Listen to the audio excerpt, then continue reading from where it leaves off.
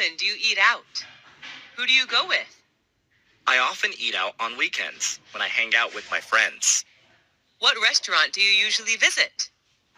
Well, there are not many restaurants in my neighborhood, so my best choice is the deli and convenience stores like the Circle K, Mini Stop, B Smart.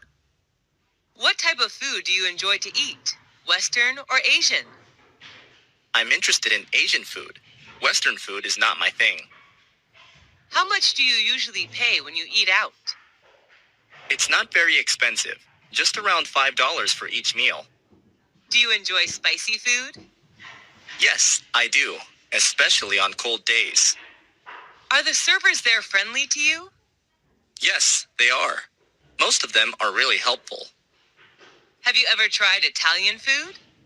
Yes, at least once, when I was in my friend's wedding party. Are you concerned about calories when eating out? Yes, I am. I'm on diet now, so this really matters to me. Are fast food restaurants like KFC or McDonald's famous in your country? Yes, they are. The youth in my country are big fans of fast food. Do you often drink alcohol when eating out? No, not often. Just when I have parties with my friends.